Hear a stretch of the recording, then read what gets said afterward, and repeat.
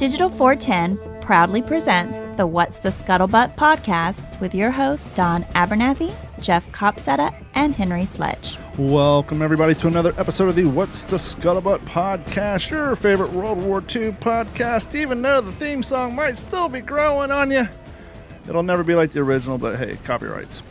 Anyhow, we have a special episode tonight, coming back for its fifth appearance, bringing a new record to the What's the Scuttlebutt podcast. Nay, mind you, maintaining the existing record, because I think he held the record at 4 repeat appearances on the What's the Scuttlebutt podcast. Not only that, but he goes back to the original format version.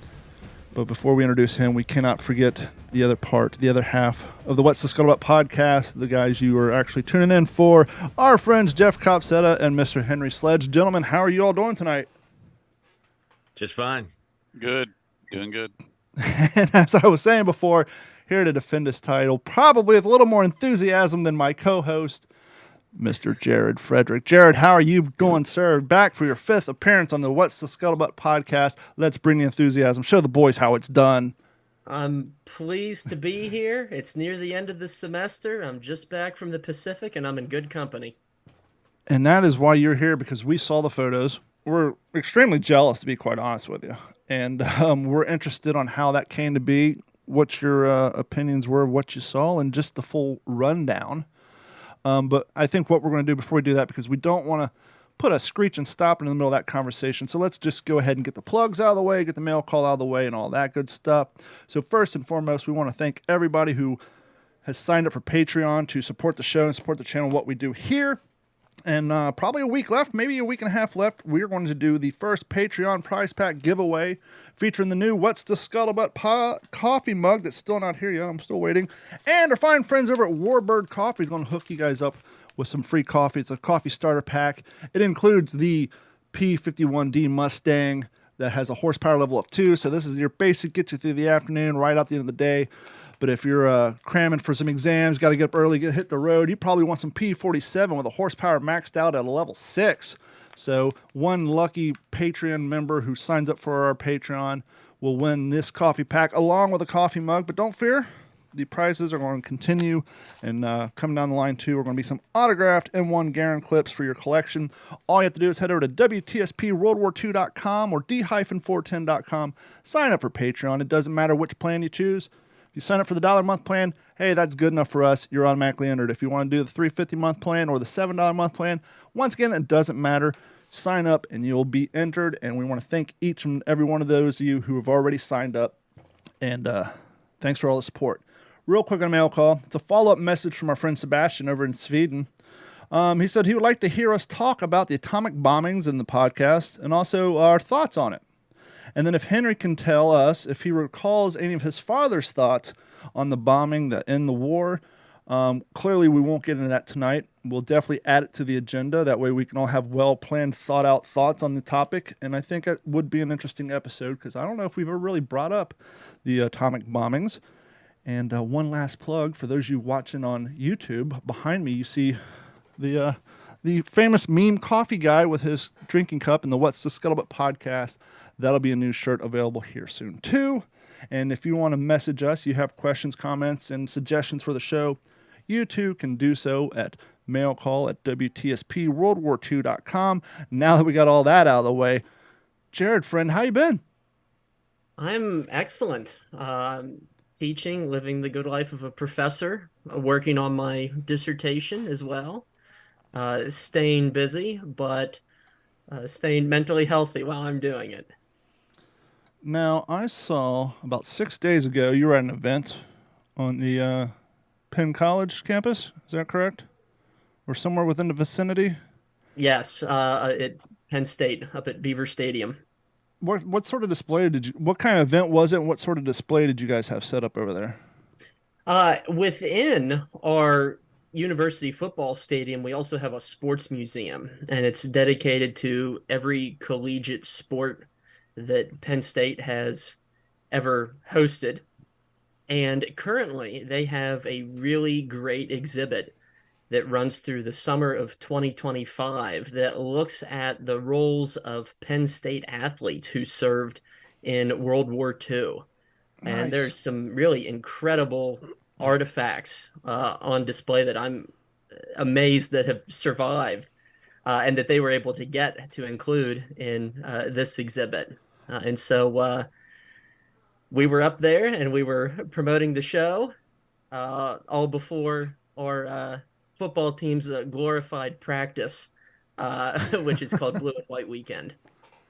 Nice, and it looks like you had a fan come by, and he looked at the crew, looked at you, looked at the crew, and said, "You're the best dressed here, fella."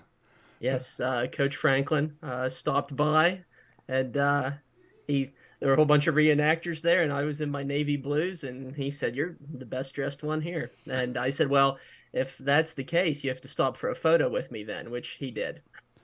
First and foremost, I thought you said it was going to run to the end of 2023. The fact that they're stretching this thing out to 2025 tells me that they've invested a little time and probably organizing this thing, right? Very much so. And considering that it coincides with the 80th anniversary of the war, it's entirely appropriate. That's awesome, and the fact that it's right there on campus for everyone to enjoy. And props to you for it's not often you see someone pulling out the Navy gear for a on land impression living history display. So shout out and props to you on that.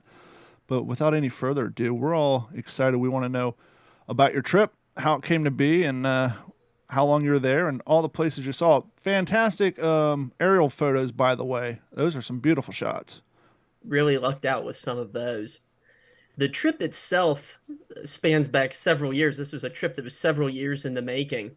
A good friend of mine who was a history aficionado up in my area, a gentleman by the name of Dave Scott, introduced me to the Iwo Jima Association, which is one of the key veterans organizations in facilitating reunions for Iwo Jima veterans. And they are connected with military historical tours. And they are one of the chief facilitators of what used to be, and hopefully will continue to be, an annual pilgrimage to go to Iwo Jima. And so I bought my ticket in 2019. Wow. I was slated to go there in March of 2020. What happened between then and now that would put such a long pause on that world travel? I only wonder. And it was a very frustrating experience in having it delayed 3 years in a row. Even more frustrating due to the fact that had it just taken place 2 or 3 weeks earlier, I could have gone for the 75th. And then you could have been just isolated on the island the whole time and not be able to leave and just really dig in and enjoy your experience. It would have been very authentic, yes. But good things come to those who wait. And finally, several of the international travel restrictions were lifted. And in March of 2023, I attended the 78th reunion of honor rather than the 75th. And despite the wait, it did not disappoint. No, I mean, because that time period pretty much stopped for everybody anyhow. We're all still 2 years behind trying to play catch up. So I'm sure it didn't really affect the momentum very much. I know Jeff's planning a trip to Europe. Henry's been down to Peleliu before. Is it maybe for the listeners who don't do historical traveling or battlefield tours? What's the the whole process like? And once you got there, what's the process like as far as going to the certain areas and just basically the logistics of moving you guys along and getting you to see what you need to see? Mm-hmm. It was a multifaceted trip, and how much you saw it within the complete package was dependent upon how much time and money you had, I suppose. But my travels themselves were about a week.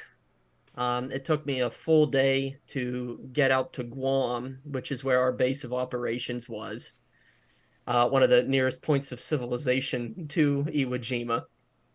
And then it was a full day of traveling back, 4 days on Guam, and then one very special day on Iwo Jima itself. For those who had additional time, there were additional tour packages that included, I believe, Tarawa, Tinian, Pearl Harbor, either bookending it on the way coming or going. I can't quite recall. And so there were a variety of options available to people on the tour. But given how long that it's been since any Americans have been on Iwo Jima, and given the exclusive and rather sacred standing Sure. that it has, everybody readily recognized that that was going to be the crown jewel of the many treasures and places that we were going to be seeing and experiencing. But looking at the posts and seeing all the traveling you did, it looks like as you say, you spent a couple of days on Guam, and it looks like they had some nice historical speakers. And actually, you had the privilege. I mean, especially at this time, a privilege to stand there with an actual Marine veteran. Is that Mr. Lewis Beauregard? Yes, yeah, who's from North Carolina, and I also found out that he's a volunteer docent on the USS North Carolina, Wow. which my grandfather served on at the end of World War II, and so we had the opportunity to talk about that as well. And hearing about him, just seeing him reminisce about the landing ground that he himself landed on in 1944. He was never stationed on the battleship North Carolina, but he said, "I may be the last person who saw its guns being fired," Yeah. because he saw it shooting at Iwo Jima as the battle was ensuing. And so it was all these subtleties and personal little stories that really brought it to life. And that's the one major regret that I couldn't go for the 75th anniversary, because chances are it would have been a much larger number of World War II Hmm. veterans who would have been able to attend 3 years ago versus now in 2023. So that's the one major downside to it. Was there a particular thing about Guam that stood out to you as far as impressions go, or all overall appearance or experiences there before you It's went over to Ewo? it's a fascinating place that has a mixed culture of the United States, Japan, and Spain.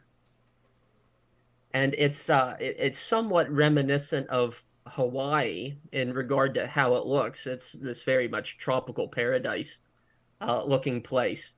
But it's very much this cultural melting pot where the American flags are flying from public buildings, but it doesn't quite feel like the United States in a traditional sense.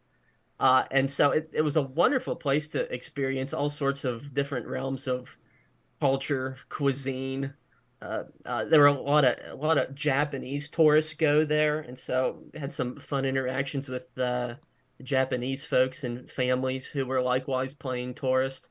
I would definitely, if you're into World War II or travel, I would definitely put it on your list. It's not a place that immediately comes to mind Sure. when we think of the Second World War, but it's a really nice place where you can go see World War II sites, but also live in a degree of comfort as well, rather than bushwhacking and putting up a tent somewhere. Jeff or Henry, you got any questions about Guam before we move on to Ewo? We flew through Guam, Jared, when I went to Peleliu in '99 and then hit it again coming out. No, really, really cool place. I mean, I would have loved to have spent more time becoming acquainted with the flora and the fauna and the entire, the World War II sites, but we just didn't have time. Yeah, and oh, Jeff, did you have something to add? Oh, no, no, go ahead. Yeah, I've got a comment after you Oh, talk about sure. that for sure. Yeah. There's so many World War II sites on Guam. It's also the site of our nation's westernmost national park, War in Mm. the Pacific's national park. And so that for me as a former park ranger, that was a very interesting experience because it felt like I was visiting a national park in a foreign country, almost. And there's just a lot of fascinating sites along the two major landing beaches. You can go up in the trails and find uh, Japanese concrete bunkers and various emplacements. They have a really nice museum there. Of course, the naval base there is huge to this very day, and it's all built on the infrastructure of what was put there during World War II. That was one of the largest supply depots on the planet, comparable to a massive Amazon warehouse, essentially. Yeah. Because that was the for the last year of the war, that was the major jumping off point as far as logistics go. And so it was incredible to see all this history, but also to see the very active legacy of it still being used today. And what one of our tour guides called, I thought, which was very clever, he called it the island curtain Yeah. amidst our current days of international tension in the Pacific.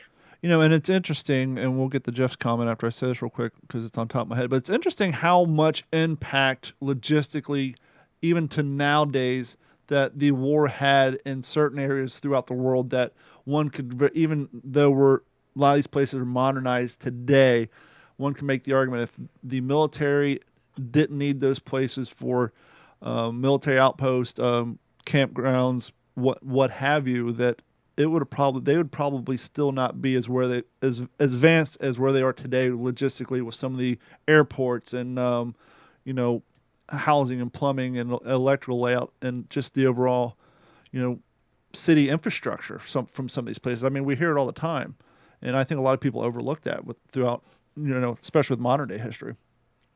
Absolutely. Whether we're talking about Hawaii, Guam, the Philippines, Okinawa, all of these places have had a military footprint since World War II, if not before. And for most of them, they've only grown in the 80 years since. Go ahead, Jeff. You said you had a comment. Yeah, that kind of you partially answered my question for sure. So that's well, first of all, we have a lot more in common than I initially realized. I'm kind of one step behind you there. You being a professor, I'm a high school teacher, and you getting your dissertation, and I'm working on my bachelor's. But grew up not far from Penn State, and of course Gettysburg was kind of a pretty hot spot, especially I think middle school age for us to go over there on school trips, things like that.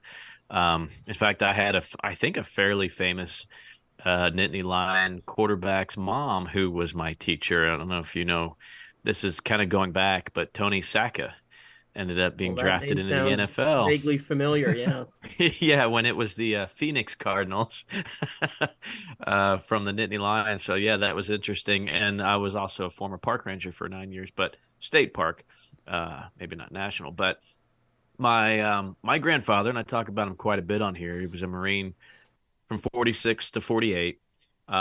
So I remember, again, as a youngster, I kind of interviewed him for some school project, and he was, I guess, the occupational force on Guam just after the war there. And so, of course, no action or anything.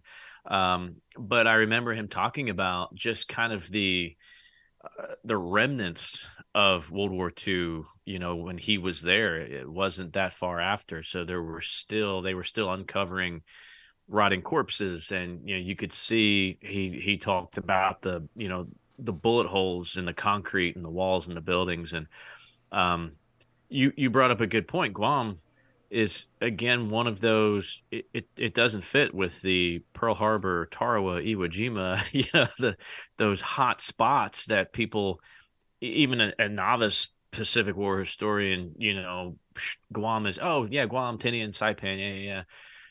But you're right. It had such a huge footprint. And that was my question, is what does that look like today? I'm assuming there's still a fairly large Chamorro native population there. And I know from meeting a few of them, that's still kind of a big deal, the way the Chamorros were just absolutely brutalized by the Japanese. And I hear a lot about, when you go to Europe, you're going to see that the people there, it's like it was yesterday they were liberated. And I was just curious, from your perspective, are the Chamorros and native people from Guam, does that still ring true with them as well, as what it was like for them, and to have the Americans come and retake Guam in 1944? And yeah, I will admit, I was sadly very ignorant on the role of the Chamorros during the Second World War, and I got quite an education while I was there, because not only are they appreciative, and they very openly express that, but they also have a national holiday that is really the equivalent of our Independence Day almost, where they celebrate the return of U.S. forces, and they commemorate that every summer. The one major highway that goes through Guam is called Marine Corps Highway, and so the footprint of it is everywhere, in written language, in infrastructure, on scars that you can still find on buildings and in cemeteries, in the cliff sides. It's a lot like other Pacific battlefields in that regard, but there's a major civilian population living around it at the same time. And so it was quite the cultural experience for me, and being able to go and converse with many residents of Guam, uh, who have lived with this their entire lives. They've lived in the shadow of this their entire lives.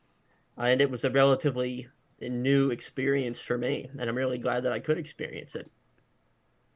Did you meet any older folks there who were around in World War II, or have they all passed on now? I probably walked by some of them. I did not have the chance to converse with any of them, though. Yeah, that would be an interesting conversation, to get what it was like to be a civilian and having that war come to your area and affect your life in that sort of aspect. You know, we hear a lot on the European theater, but to get it from the recollection would have been a very interesting conversation. The Japanese enslaved several thousands of the Chamorros, and many hundreds of them perished Yeah. in building fortifications. And some of these bunkers that are still standing there, they're carved out of coral, really unforgiving material to try to dig into and construct around. And so the Japanese were as brutal in their occupation of this island as they were many others, unfortunately. And so you spent a few days on Guam, and then, as you said, the crown jewel to the tour, the whole reason you were there. How was that experience?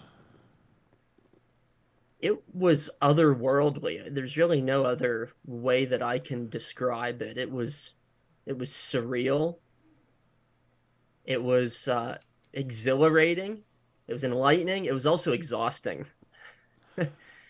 Because I really and I say this of any battlefield, you really can't understand it unless you go and trek it yourself, whether it's Gettysburg or Utah Beach, but Iwo Jima especially, because it is a horrible, godforsaken little island. Uh, the it's very arid. Even today, as the landscape has healed, there's still relatively little vegetation. There's hardly any tall trees that offer you any shade, just a bunch of underbrush that you have to bushwhack your way through. And I could not, as I was trudging around it in 90-degree heat with 80% humidity, I could not fathom running across that landscape with people shooting at you and not passing out from exhaustion. Carrying a 60-pound mortar or a 50-pound base plate, or, a Right. 40-pound water. Actually, the water cooler is a lot heavier than that. But yeah, it's just. I gained such a degree of empathy, and I teach a whole class on World War II in the Pacific at the college level, and I like to think I know more than the average person does about World War II in the Pacific. But to have that sort of experience, and Henry, I'm sure you can attest the same for Peleliu, how unforgiving much of its elements are. It takes it to a whole other level in understanding the level of suffering and sacrifice on a personal level. So it was that hot. You think it was 90 with really high humidity? Yes, yeah, Wow. with the real temperature and the humidity, Hmm. not a cloud in the sky. On the flip side of that, it lent itself to be a picture perfect day Hmm. aesthetically, if not temperature wise, which allowed us to get a lot of great photos, some of which you've all seen. Two questions. One, I'm sure that made you really put some thought into when you're reading stories about these, combat interactions through the Pacific about the thirst and the lack of water. I mean, here you are on that hot day. I'm sure you have plenty of water, all the water you could handle, and you're thinking these guys had to survive with half a canteen of water for 2 days. I could relate to that part a little bit closer than what I cared to, because unfortunately there weren't any water stations anywhere. What you had on you had to last you. And so I had a few bottles of water, but you can only carry so many at one time. And I was pouring Pedialyte into them as well. And I was very mindful to ration myself. But yeah, even the same, you work up quite a thirst. It may behoove And anybody who's thinking about taking a South Pacific tour to bring some of those like Propel packs with you that you put in your water just to add the electrolytes, mhm. help keep you hydrated. Yeah, Now, I took a whole box to the Pacific with me. now, a lot of the battlefield tours, especially over in Europe, you fly into the country, you meet up at a hotel somewhere, and then you hop on a bus and you drive to the battlefield. Obviously, down there it's a little different. Did you guys fly in or did you take a boat over? We flew in. That's what I thought. There How were was that flying in, actually getting the overhead view before you actually set foot on the place and actually seeing Mount Suribachi and seeing everything from the sky? And did they do a few loops before you landed, or was it just a? it was a phenomenal experience. There were three charter flights through United, and we all had to get up about 3:30, 4:30 in the morning, and we had to head to the Guam airport, and it was about a 2-hour flight from Guam to Iwo Jima, which really underscores The just how distance? isolated it is. Yeah, just comparable. That's like the equivalent of flying from where I am in central Pennsylvania to Chicago. So it's a pretty good hop across the water.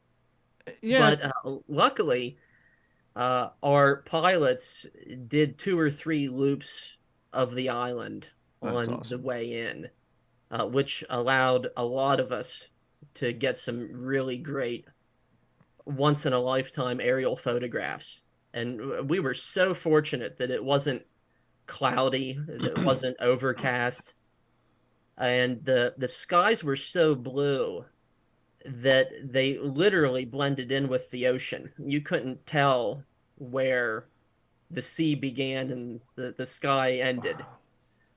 So it was some phenomenal scenery.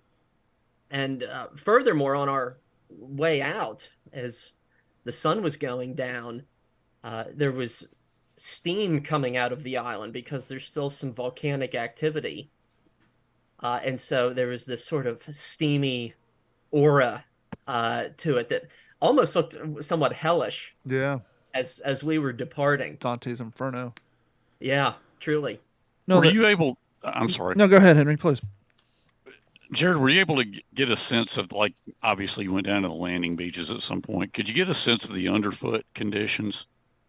That that sand and how we've heard how hard it was, the volcanic ash, to how it just sucked you in, and how I think it was hard for some of the tanks and Amtraks to maneuver up in too, if I'm not mistaken. Oh, you are absolutely right. Uh, a Marine who was there, I think, said it best when he said climbing up the beach was like trying to climb through wet coffee grounds. That was so accurate. Because with each step, you sink down a good 5 or 6 inches with each one, if not more, in some circumstances. and you most definitely get a good workout with your calf muscles as you're going around. But yeah, just to add additional misery to what was already ongoing there. But as you walk around, you definitely get a sense of that.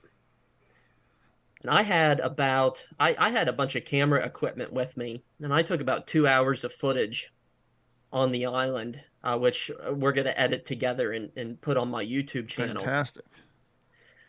Yeah, so for any of your listeners who may not be aware, you can check me out on YouTube at Real History, REEL. And we typically look at history versus Hollywood, and we may incorporate a little bit of that into this forthcoming episode.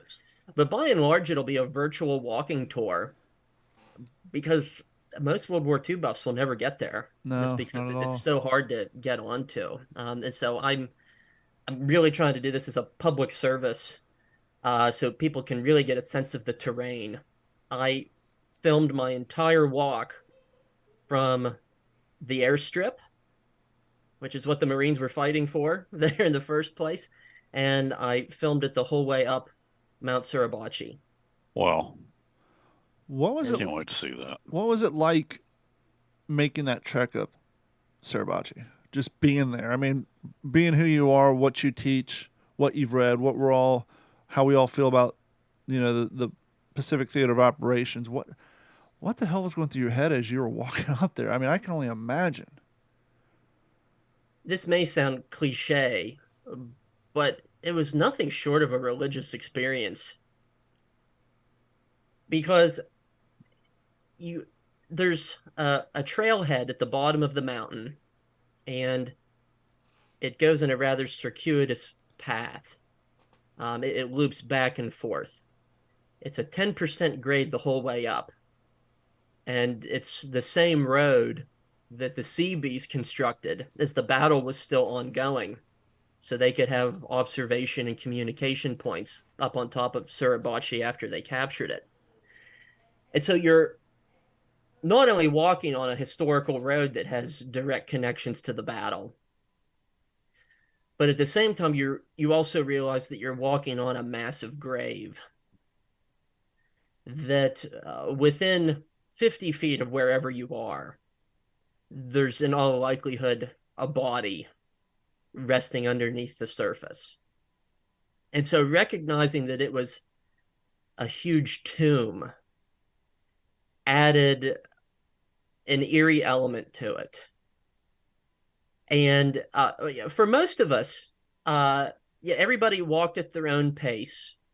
I'd say only about a third or a fourth of the total number of people that were on the tour made it to the top of the mountain, just because it's really physically demanding, and a lot of people just weren't going to be able to do it. And so there were moments where I was walking by myself, and you almost had the sense that somebody was watching you, that there were these eyes or these spirits from the past who were looking down on you like you were some sort of intruder. And I'm certainly no big believer in the paranormal or anything like that, but there are certain places and certain environments where you definitely get that vibe that the spirit of the past is still there. And certainly the Japanese very much feel that way too. But as I cleared one of the first loops on the trail, the enormity of it all really struck me, because for a while, you couldn't really see too much because of some of the taller brush that was on either side of the trail. And I looked up, and there it was. There was this iconic rock face, over 500 feet tall, roughly the size of the Washington Monument. That's about how big Mount Suribachi is. And I had to shake myself for a moment because I thought, I'm here. I made it. And so I and a number of others, we took a number of breaks and stops on the way up, making use of whatever little shade we could here and there, and sharing water and Pedialyte wherever possible. But as you crown the top of the mountain, and I got footage of this too. You'll be able to see it in a few weeks, hopefully, as we edit the film. They had some makeshift steps set up, simple metal steps, almost like going up to a concert stage, that sort of setup. And there were about 8 steps, and I trudged up them. I can hear myself huffing on the audio of my video. And then all of a sudden comes in to focus this iconic view that we've seen in so many photographs. It was the view that Joe Rosenthal had when he made it to the top of the mountain. And you see a Japanese memorial, and then there is the memorial to the 5th Marine Division that stands on the site where the 2 flags were raised. And it was nothing short of spiritual. And all of us who made it to the top, we really took a degree of pride in the fact that we didn't get a ride up. We didn't take the easy way up. We hiked up the mountain just as they did. We weren't under fire. We weren't carrying mortar tubes on our backs or radio equipment, but we made it nonetheless. And to look down on the beach, to see the black volcanic ash, to see the fleecy white waves coming in, contrasting against that, I feel my words can't really give it justice. As you stood up there and you looked out over the ocean and along the beaches and the black sand, as you were just saying, could you kind of almost visualize the naval fleet out there and what that scene would have been like? That was very much on my mind. My grandfather was at Iwo Jima, and he was on one of those ships.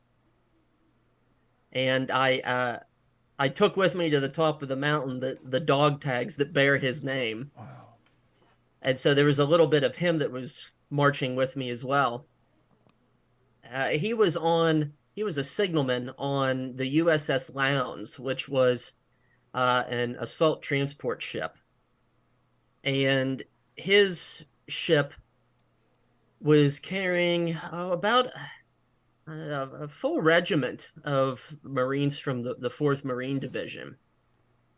And this is where we get into a little bit of family lore on my end, because my grandfather suffered appendicitis 9 days before the invasion took place. And he was in the beach party battalion for his ship. And so he would have been a signalman on the beach, relaying ship-to-shore communications as the waves were coming in. And because he got appendicitis a week and a half beforehand, he ended up watching the whole battle from the deck of the ship. And 2 of his really good friends died on Iwo Jima, men who he would have been alongside, and he himself may have been killed had he not had this medical emergency at the last minute. And so I very much get a sense that he suffered a degree of survivor's guilt the remainder of his life. He felt a degree of guilt that he wasn't with his buddies when they met their end. But conversely, I'm here because of it. Yeah. And so that's the strange way that history works. And it was this sort of thing that was very much in my mind as I was looking out into the water. And I was thinking of my grandfather, I was thinking of his shipmates, I was thinking of his comrades who didn't make it home. But you could easily stand up atop Suribachi and envision all the thousands of ships that surrounded the island. Now, between Guam and Iwo, obviously Guam has development civilization, as you were saying, and Iwo's out there isolated. Was there a clear difference in, I don't know if preservation is the correct term because, it's being weathered away, but as far as relics, debris, since you're on an island that's really not seeing much development going on, could you see a clear, defined difference in the amount of artifacts still laying around opposed to what you saw over in Guam? I saw very little on Guam. You see, there were some artillery pieces with some damage. There are, of course, the concrete and coral bunkers. Very little evidence, though, at the ground level, at the surface level, where you could see the debris of battle. Iwo Jima was entirely different. It was everywhere. It's like a time capsule. Truly. We were walking down the dirt road from the airstrip to Suribachi, and we're literally kicking up pieces of shrapnel in the road as we walked. It's just everywhere. There's no other way to put it. Both substantial and small. It's everywhere. Anti-aircraft guns, a nose of a plane, which was right by the road. We were strongly discouraged from going into any of the caves for a number of reasons. They become physically unstable. We learned that it's actually warmer in the caves because it's a sulfuric island. It's still an active volcano for all intents and purposes. And it's actually 20 degrees warmer in the caves than what it is outside.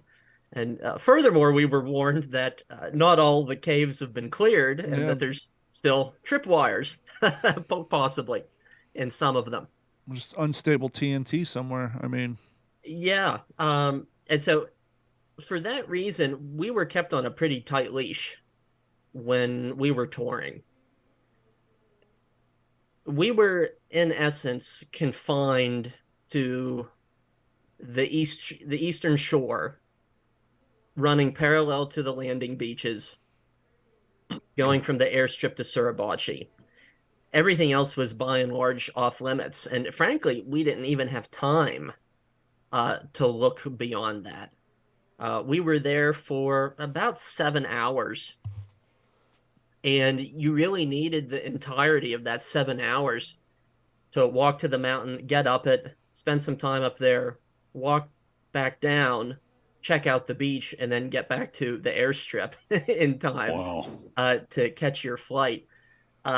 So for folks like me who did the full round trip on foot, we got in about 11 miles that afternoon.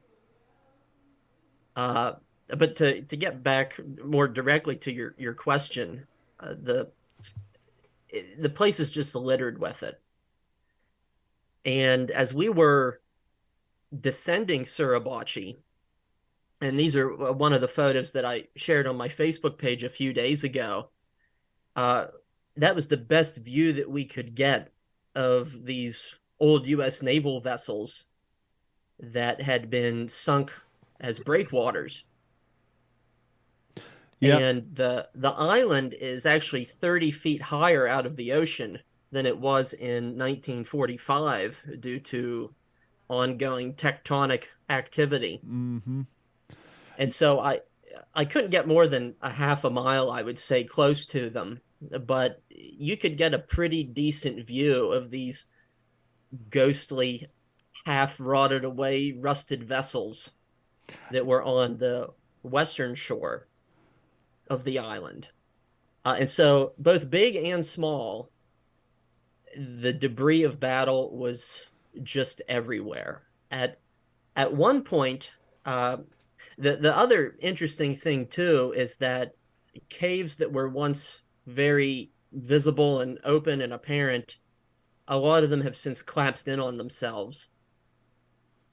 And so in one or two instances from what we could see, there were actually gun barrels jutting out of these huge embankments of dirt. And it at first glance, it just looked like a random metal pipe sticking out of the ground. But then you realize, oh, that's a Japanese artillery piece that is within Wow. a collapsed cave, and the barrel is all that you can still see of it. But it was one of our guides that was with us pointed out that he was seeing more debris than usual because it had been 4 years since any tourist, for lack of a better phrase, had been on the island. And so every time it rains and that stuff goes into the ditches or the gullies or the road beds, the Japanese don't care about it. It's, everywhere. They're used to it. But it was ubiquitous. It was everywhere.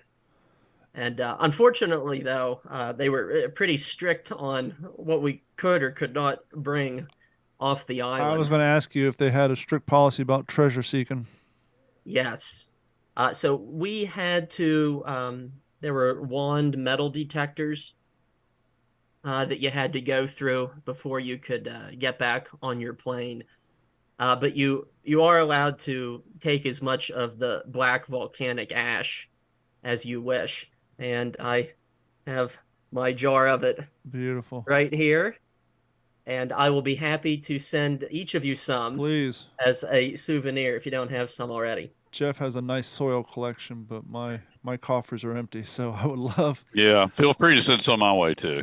I will be happy to do that. A couple things. I'm looking at your Facebook page, and that shot you're talking about when you're coming down Suribachi of the ships, they're far enough away, but they're old enough and bleached enough that they almost look like concrete bunkers on the beach. You can barely tell they're wood. And second of all, I'm surprised National Geographic has not contacted you to try to. You have 2 overhead shots of Iwo, and one of them is just beautiful. You got Suribachi in the foreground with a little tuft of cloud, and then you got the entire island going off into the horizon. That is such a beautiful shot. Congratulations on that. I mean, that looks like something you lifted out of a National Geographic's book. Like I said, we were very lucky with the conditions that day, despite the heat. You're lucky you had the window seat, too. That's a beautiful shot. Yeah, fortunately, a lot of the people who were sitting in windows were taking images, and they were kind enough to share some of them with me. I had an aisle seat, so I didn't get a good view going in or out. I was passing my camera around to people that I was like, here, take them, do it. Landscape. Yeah. And so I was like, just keep clicking. So yes, we were very fortunate in that regard to get some good images. Now you're talking about the distance that the flight took, the amount of time, which struck me because obviously you're in the air and you're flying over there, and back then the men were transported via ship. And when we read the books, we see the little tiny maps in front of the books of the whole general area. We hear the phrase island hopping. And I don't know, maybe it's just me, but when you hear island hopping, you see these condensed maps. Okay, just generally you thinking these islands are pretty darn close together, but it took you 2 hours on plane. So it just kind of, it reinforces in my mind being Marines on these naval ships in these confined quarters for weeks, if not months on end, and then being transported into smaller LSTs and being cramped, and then all of a sudden you're on this island, and so you haven't had much movement with the exception of what little PT you got on top of a transport ship when no one else was up there. And so to be confined for that amount of time just to get from one location to the other and then be released into the wet coffee grounds, as the Marine told you, and then expect to survive. I don't think we put enough account into going from being stagnant and static to survive. I mean, if you're a runner and you go do a 10K or half marathon, most people go and show up 2 hours early just to get a warm-up mile in. You're not stuck shoulder to shoulder or, in these confined smoke-filled compartments and then saying, okay, here's 90 pounds worth of gear and some guns and good luck. Hope your legs don't cramp up. Absolutely. And I was able to gain an additional degree of empathy a few years ago when I did living history on the USS North Carolina that my grandfather was on. and I got to hang out at his station and bunk in the area where he would have bunked. And so it was a wonderful experience that allowed me to connect with my family history. But at the same time, uh, I learned that Navy life is not as easy as what people No. often think it is. Because in large battleships like that, when you have 3 or 4 thousand people living on a vessel sailing through the South Pacific, and the thing is like a humidor, it's like a sauna several decks down with no AC, sailing through the tropics.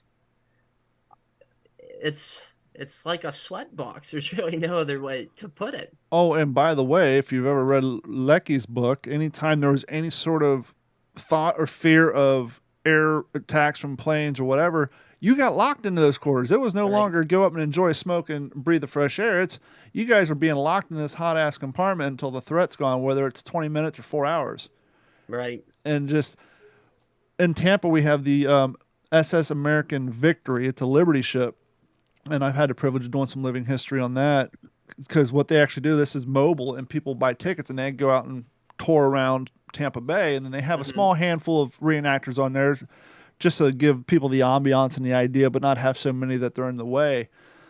But obviously, I wouldn't, 6'5" wasn't that common back then. But yeah, being 6'5" and trying to, even the shorter guys, just trying to walk through a bulkhead with an M1 slung over your shoulder with a helmet and a pack on, you're constantly getting snagged on things, and it's just being in those confined quarters, just for a few hours is one thing, but once again for days on end to get to where you're going, and then climbing down a net and hopping on a landing craft and away you go. Absolutely. It just totally shines a light on it. Henry, Jeff, I've been doing a lot of talking. I feel like I always take it away from you guys. You guys have any questions, comments, or additions? I've got two things. One's more of a comment, one's a question. I guess first the comment. Jared, isn't it interesting how history just knows what it's doing? Um, you know, like you said, your grandfather, I can only imagine being in that position that uh, not being able to go. I couldn't imagine that. That survivor's guilt was strong and it never went away. But history knew what it was doing because, like you said, he could have been, uh, you know, could have been among the heroes. But here you are now, um, and because of you, your grandfather and all of his battle buddies, all the men he served with, are immortal. And I think about that a lot. History, the more we try to study it, the more you read about it, the more you try to make sense of it. Sometimes you just kind of got to let it be because it knows what it's doing. Mm-hmm. And I think you're definitely a testament to that. And I'll try to ask a question that I think maybe our listeners would like to ask you, and that's, look, we've seen a lot of movies, we've seen a lot of Iwo Jima done. Is there, when you were there, right? So is there one that you kind of maybe reference back to, like, oh man, Letters from Iwo Jima, or oh man, Flags of Our Fathers, or even wow, Sands of Iwo Jima? Were there any that came to mind that said, wow, they really really got it right here? The Pacific, of course, with a small part there with Barcelona. So is there anything there that to kind of give credit where credit's due in the film industry? Sometimes we like to just totally destroy some of their, oh, that's not right, oh, they would, did you think about that at all? Was there a sense of, I feel like I've been here before because I got to see this on the big screen? Was there any of that? Those sorts of connections, I think, are inevitable because as we try to visualize battle, often the first visual frame of reference that we have is Hollywood depictions. It's just a natural inclination. It's the first thing that comes to mind. It's what's most digestible and easily presented to us. And along those lines, I really gained an added level of appreciation for Letters from Iwo Jima because of course it's not perfect. No historical film is, and you can nitpick and say, well, Kurabayashi, he didn't fly into Iwo Jima, he took a ship, and so on and so forth. And most of the characters in the movie are composite characters, and et cetera, et cetera. But one thing that I think needs to be pressed upon listeners when we think about Iwo Jima is that we often envision it as just this one iconic dominant feature in the form of Suribachi, and then there's just this black pancake that's attached to it. And that's not true at all. It is a meandering 8 square mile patch of ravines, cliffs, valleys, gullies. That's a machine gunner's delight if you can catch a platoon coming into one of those ravines.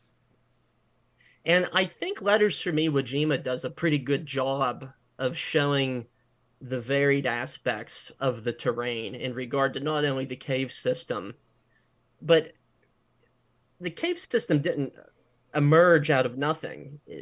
It's linked inherently to the geography and the geology of the island. And so even though most of that movie was filmed in Iceland and California, you can really tell for the shots that they actually did film there that they were taking good mental notes and visual cues on thinking, how do we recreate this elsewhere? And so I really gained an appreciation for that film after I had the chance to explore there. The geography of it is much more complex than what we often give it credit for. Yeah, I'm glad you mentioned that because I was guilty of that until the first time I had a conversation with Woody Williams. And you're right. It's the 5th Marines. It's the 28th Marines, right? Like it's the 5th Marine Division. But in studying Iwo Jima's and reading about as much as I've done, and being, of course, a scale model hobbyist, I've done a small diorama about Iwo Jima, and Cool. it centers around the flame tanks of the 4th Marine Division and the meat grinder. Mm. And reading about the meat grinder that's a whole nother issue in itself. Of course, the 5th Mardiv got everything. They were just got everything pounded out of them because of those big guns, like you said, in Suribachi. But the topography and the terrain, as you start heading further north towards that quote unquote amphitheater and that second airfield. And then even going again, like I said, with Woody Williams being with the 3rd Marine Division, probably the most overshadowed of those 3 main landing divisions there. So I'm glad you mentioned that because, I think you're absolutely right. That was a great analogy of, Suribachi and a flat black pancake. But absolutely. I'm glad you mentioned that because that's kind of I've learned that myself, because we have this vision and what's given to us in theater. And then when you really start doing a deep dive, some of that terrain was just impassable. I mean, just to think that these guys, the Amtraks and Shermans, just could not navigate. And track vehicles they're track vehicles. They can pretty much go anywhere. So if they can't go, you can imagine how difficult it is for boots on the ground. And you really get a sense of Kurabayashi's skill, because this was a guy who arrived on Iwo Jima the same week that the invasion of Normandy was beginning. And so he has nearly a year to prepare. And he only got a fraction of the defenses and tunnels done that he wanted to get done, both due to manpower shortage and some of the strategic infighting that he was having with his commanders, of course. But it makes you quiver how much worse it could have been had they been even more productive than what they were. And they got a lot done in 9 months' time. But he really knew what he was doing, in devising the defenses and overlapping fields of fire and just these killing fields that were mapped out and charted to the utmost lethal efficiency. Yeah, one of the reoccurring themes on this podcast that ends up coming up when talking about the Pacific is how we as American nation really benefited from the infighting and lack of open communication between the Japanese Navy and the Army. There was so much of their stuff that didn't get done adequately or on time because of egos, not wanting to report accurate numbers when it came to deaths or damage or just even logistics. You know, how Guadalcanal came. Oh, we're going to go build an Air Force runway over here, but we're not going to tell anybody else about it. It's just we benefited so much from the lack of communication between their primary military forces there in that whole campaign. Yes, and at the same time, one could argue the shoe was on the other foot in regard to that dynamic at the outset of the war, because certainly the U.S. communication didn't, or lack thereof, better, didn't serve us too well in the first year of the war in the Pacific either. That's true too. Back to what you guys are talking about, the geography, and if you guys are listening to this podcast or even watching the video, please head over to WTSP World War II. That's WWII.com, and we will link to Jared's Facebook page. It's these photos, and I don't want to sit here and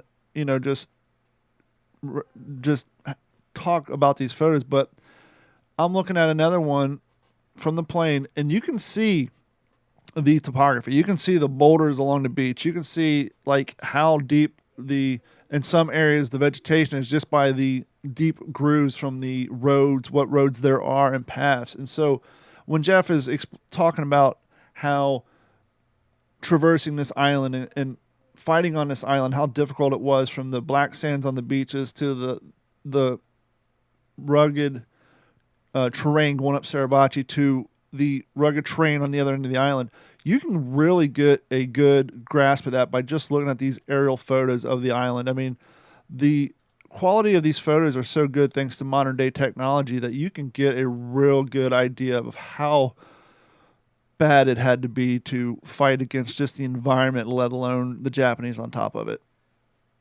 You can see how rugged this whole island was just by looking at these aerial photos.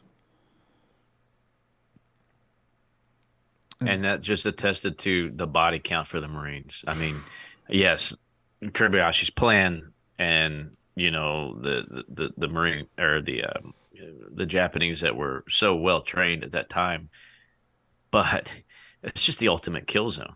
Yeah. Mm-hmm. I mean, I just couldn't imagine, looking at how we conduct combat today with everything is so accurately laid out. And I couldn't imagine just seeing a sand table of Iwo Jima, just everything to scale. How in the world, like you said, one Nambu would just dominate so much real estate, just one well-placed machine gun. And then everything that they had was always just this mutual supporting fire. Mm-hmm. It was just, oh my gosh. Maybe it's best. Maybe maybe the military knows what they're doing every now and then. Just don't tell most of these guys. Just when the ramp drops, just run on the beach, get everything on there, clear the beach, and get as inland as quickly as possible. Because for any of the planners and all those photo reconnaissance that was taken by the Air Corps and all the guys that studied those pictures from above, I mean, they knew they were throwing their guys into an absolute meat grinder. They had to. And bottom line, the testament of those Marines that hit that island and what they accomplished in 30 some days in that environment, the kill zone after kill zone, unbelievable. Unbelievable. Thanks for sharing, Jared. That's just awesome. Oh, well, no, thank you. Yeah, one thing that really struck me that I wasn't really able to connect the dots to until I was walking around. There were so many accounts from Marines of where they had taken out a pillbox or a fixed position and they had thrown grenades in it. They had taken flamethrowers to it, and then there's gunfire that starts coming out of it again. And they're thinking, what the hell's going on here? How could anybody still be alive inside that? But when you're there walking around, you realize how interconnected this labyrinth is, this subterranean tunnel system. And the Marines had killed the gunners in those positions, but men were being shuffled from other positions through the tunnel system to reoccupy the guns therein. And so that became all the more apparent to me as I was walking around, because you're thinking, oh yeah, like that's connected to that, and this tunnel's running underneath us right now. And so that was one of many epiphanies that I had. Not to mention the eerie feeling of, oh wow, it was easy for them to wait for us to walk past and then pop up behind us and ambush us from behind, which was. So your overall feeling, experience coming away from this trip, this travel down to both Guam and Iwo, what was your overall takeaway? It was in all likelihood a once in a lifetime opportunity. It's not an easy place to get to. It takes a long time to get there. The island during non-pandemic times is only open up to Americans one day out of the year to coincide with the anniversary. Wow. And that is part of a treaty that the United States has with Japan that was created during the Vietnam War when Japan wanted the island back. And so it's very restrictive as to who can visit it and when. And unfortunately for any of our international listeners tuning in, you need an American passport to get on. If you're from Europe or Australia, they won't let you tour the island. So there's no option to stay overnight? No, none. Okay. I had no idea it was that locked down. There's a Japanese naval airstrip on the island, and they are there for defensive purposes. It's part of this chain of military installations that circle throughout the Pacific. They are there for search and rescue reasons whenever needed. I think above all else, though, they're there to protect the place, to make sure that people don't come in and grave rob or metal detect or scavenge for valuables. Can I ask a question on that note? Yeah.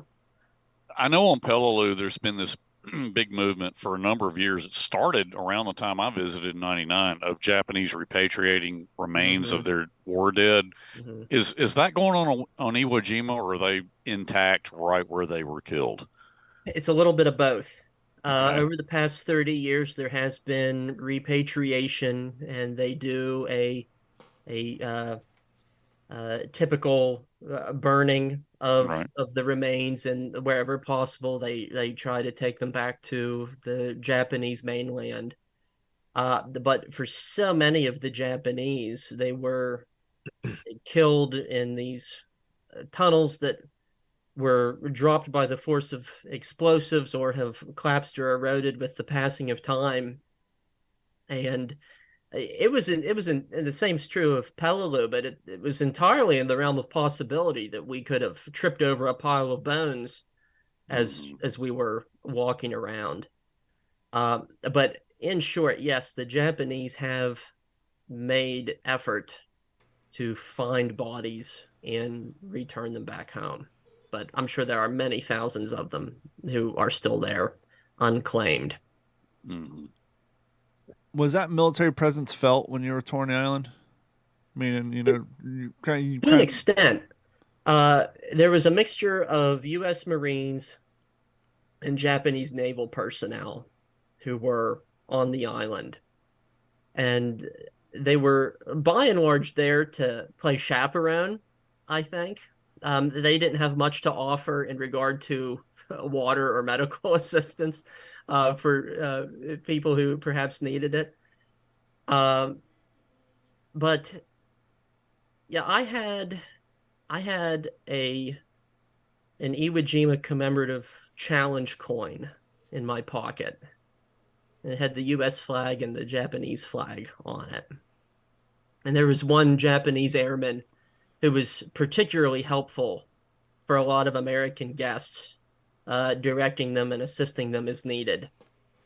And I walked over to him and I gave him the challenge coin. Nice. And I bowed and I placed it out in my open hands, a very respectful gesture. And he was stunned that somebody was giving him a gift for doing his job. But in that moment, I thought, this is so poetic, because chances are my grandfather and his great-grandfather could have been shooting at each other at this battle or another battle. And here we are now, where our countries are not considered ultimate foes, but very substantial allies. And so I thought, if that one little gesture can build just a little degree of goodwill between former enemies, then it was entirely worth it. You had a picture of that on Facebook, didn't you? Yes, I did I actually. think I remember seeing that come across. So that was one of many human moments that I was able to experience on the island. I'm always jealous when I hear about these battlefield tours, but I'm like, it's talking about the fear of missing out. It's like, I would have given anything to have been there. That just sounds like just a, and I hate the phrase bucket list. I really do, but I mean, that's like that's the entire list there. I mean, just to be there and have those experiences, whether it's with, Lewis over on Guam, or having the ability and, well, one day to have the challenge coin in your pocket to be able to give it to somebody, but just the whole experience, all in all, just sounds like such a impactful time. And I would say to anybody, yourself included, who's interested, the waiting list, the registration list for next year's tour is already open. My somewhat pessimistic speculation is that once all of the World War II veterans are gone, The interest may, the Japanese government may cease yeah. to have these open house days, if you will, for we Americans. And so if anybody is interested, I would urge you to look into traveling there sooner rather than later. Not to mention the fact that scientists have rated Iwo Jima one of the deadliest volcanoes in the world, and there's a 1 in 3 chance that there will be a major eruption there within this century, which will destroy the island completely and probably create a tsunami of apocalyptic proportions that will affect a lot of other island nations. And so someday the battlefield will not be there anymore. Mother Nature will reclaim it.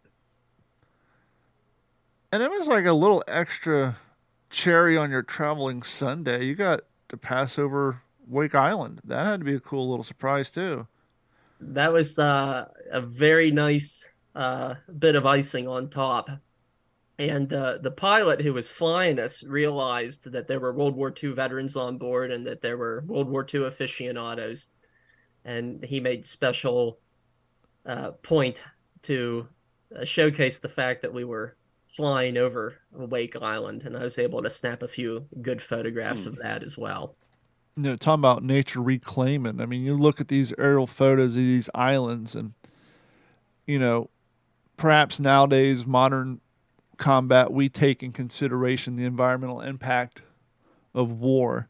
But I mean, you're looking at these flyover photos of Wake Island, and that it's crystal blue right in the middle. The water inside of the island, the ring itself, and the waters around Iwo Jima. It's just it took a while, but you would have never known there were, vessels being sunk in those areas just full of fuel and diesel and oil and bodies and metal. It's just the water in these photos, it just looks like nothing ever happened. It's amazing. And That's true of so many battlefields. When we go to Civil War battlefields within our own country, and there's some of the most beautiful national or state parks that you could encounter, and to consider the level of destruction and death and wholesale carnage that took place at them, and to see them now as these bucolic, picturesque places seemingly frozen in time.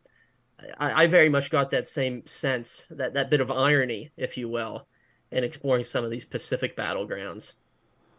Before we wrap up this episode, we have a little segment we like to do called What You're Reading, but I thought it'd be fun since you're an author. We'll go, Jared, what you working on?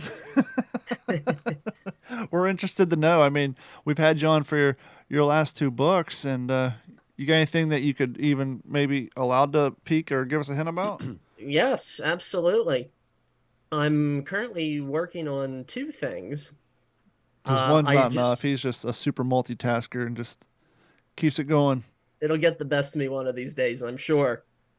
But I just finished my next book that I co-wrote with a 99-year-old veteran of the Army 8th Air Force. Oh, Jeff's like, what? Huh? What? What? And his name is John Homan. He was a co-pilot on a B-24. He flew 34 combat missions in 1944. He kept a detailed diary and flight log. He's as sharp as a tack. And I met him I met him on a number of occasions, but about a year ago, I finally sat down with him for a substantial interview. And at the end of the interview, I said, John, your story is worthy of a book. And he said, well, I'm old, so we better get at it. But he's doing mighty fine at nearly a century young. And we've signed a contract. The book is complete. And that will be out in May of 2024. And that will be entitled Into the Cold Blue.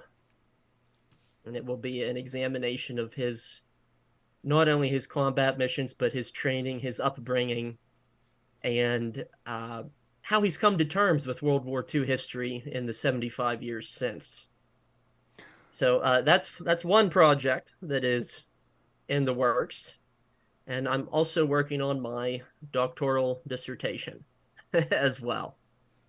And that will be covering the World War II history of the Gettysburg battlefield. And that throws people for a loop sometimes when I tell them that. But many of our national parks were mobilized during World War II. And in the case of Gettysburg, there were psychological operations trainings going on there, really secretive, clandestine stuff. There was a German prisoner of war camp that was located there. The federal government wanted to scrap the Civil War monuments, and the park rangers were like, no, don't do it. And all the while, Gettysburg had this incredible, noteworthy standing of national symbolism. What does the Gettysburg Address mean? Is we're fighting for democracy overseas. And then, of course, after the war, the National Cemetery there is expanded in the same burial ground that Lincoln dedicated. And to top it all off, Dwight Eisenhower makes Gettysburg his home when World War II comes to an end. And so my dissertation, which will hopefully someday also be a book, covers all of that and this sort of a cycle and repurposing of history, both from a practical and symbolic point of view. I'm just the amount of work that you get yourself involved with, and I mean that what you just explained and that whole, I'm at a loss for words. I mean, I never even considered to put that much thought into World War II relations to Gettysburg and all the associations, and that and the idea that the Army's like, hey, this Civil War nonsense, it's taking up space. We need to expand. Let's get rid of it. It was federal land, and federal land was being put to use. Yeah. in a time of national emergency. And the same was true of Yellowstone and Yosemite and so many other places. We have a airport down here called Page Field. It's a small airport where a lot of private planes and people learning to fly and all that. During the war, it was actually a Marine Corps pilot training area and some infantry training area. And a family member of mine through marriage, his family had a cattle ranch out there, well past the airport, but where they used to do training. And not so much now, but I have a few of them. But when he would go out there as a kid, they would take metal detectors, and you'd find 30 and 50 cal rounds that just lost velocity and just fell to the ground. They're like perfect shape, and it's interesting to see that in this little area, the impact that we had over at Page Field and all that down here. So I can only imagine between the Battle at Gettysburg plus all the training going on there, just the the Gettysburg Address, as you said, just the amount of history and the pride that area takes into maintaining and sharing that history. It's a beautiful thing. It's the one exciting thing about the project, because there's been so much written about Gettysburg, and so many people wonder, what could you possibly write that's new? And I found there's actually quite a lot that we can write and learn about. So I'm very excited to share the story. And I think one of the big takeaways is that the military history of Gettysburg does not stop in 1863. 1863 is the beginning, and it carries on into subsequent generations in varied ways. I'm starting to see a theme with your recent career, and that is putting a fresh aspect on already well-told stories. You got your Hang Tough book on Dick Winters. Everybody thought, well, what could we possibly learn new about him with all the Band of Brothers books and his biography? And you found a way to do it along with your co-author. Then you had Fierce Valor, once again. That story about Spears, not as well as told as far as other books about Dick Winters, but once again, between the Band of Brothers books and the miniseries, you found a way to shine a fresh new light on that story. And now here you are finding a way to shine new light and bring a new angle to Gettysburg. It's starting to be a growing theme with your books recently. And congratulations on that. It's what historians do. We often think of revisionism as a bad thing. It's often used in a derogatory way. But all of history is revisionism, because new research and information and materials come to light that sheds fresh perspective on stories that we think we know. And so I love the thrill of the hunt. I love doing research. I love finding new ways to interpret old stories. And I have a lot of projects yet that I would like to do. And we are looking forward to having you on for future episodes to promote those projects in the future. And speaking of projects of the future, Jeff, you got anything coming down the pipe you want to talk about or promote before we wrap up this episode? No, I just wanted to bring to light, when you guys were talking about Wake, we typically do what you're reading, but I'll go with what do you recommend? And there was a great book that kind of really puts the battle for Wake. It sheds a lot of light on it. And I think anybody who wants to know anything about the Pacific, to kind of be able to put all the pieces together, I really feel like they should read this book. And Please. It was John Wukovitz, Pacific Alamo, The Battle for Wake Island. And Jared, I'm assuming you've already read this one. And this just, it's one of those books. Again, it's kind of one of those kind of in the background, right? Which is really a shame for these guys. But there's some great photographs in here. There's you really got to understand, talking about island topography, but really understanding what Wake looked like, what the garrison had at their disposal, and how long that garrison lasted. And I think the lasting impression from those survivors of Wake is, talk about missing the ultimate show.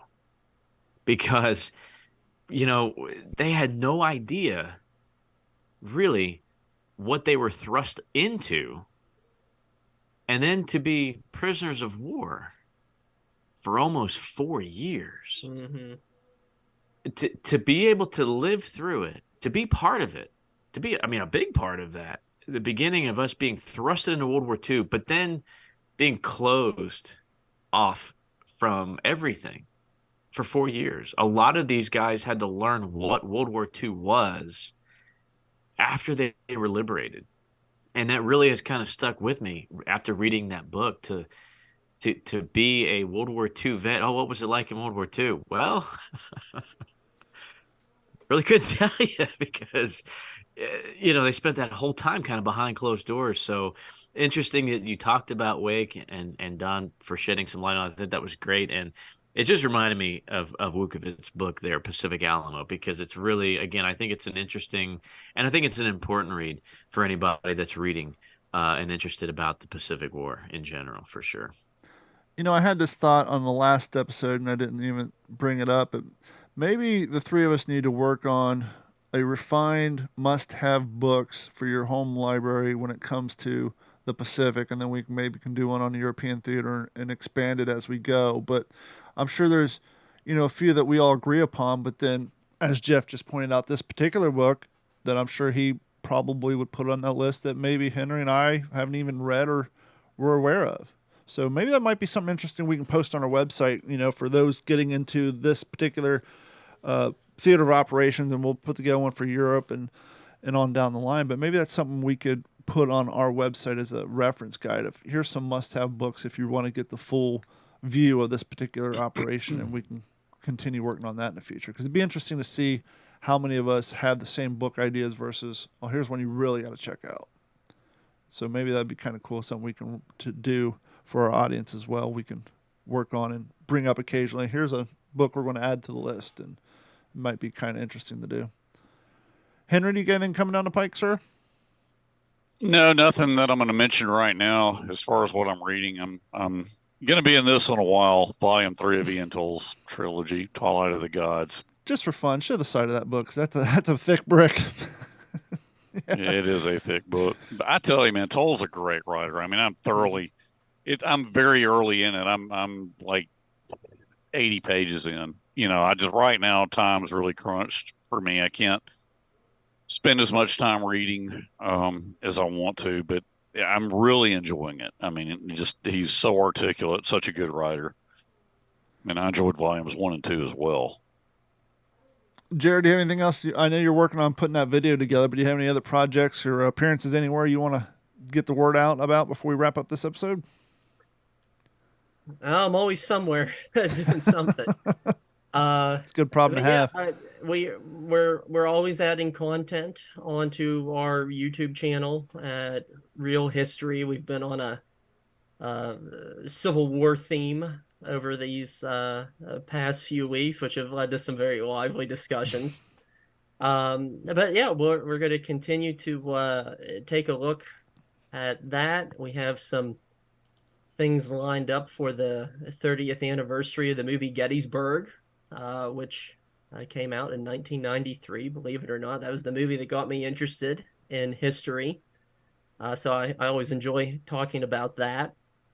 And as to, I'll be speaking at a few places this summer, and folks can see that list of events at my website, jaredfrederick.com. Fantastic. And I want to thank each and every one of you for your continued support.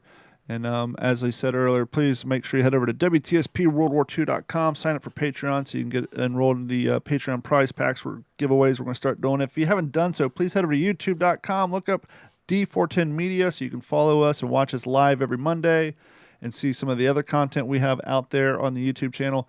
And for myself, Henry, Jeff, and Jared, we want to thank you guys for hanging out with us tonight, and we will talk to you all soon. This has been a Digital 410 production.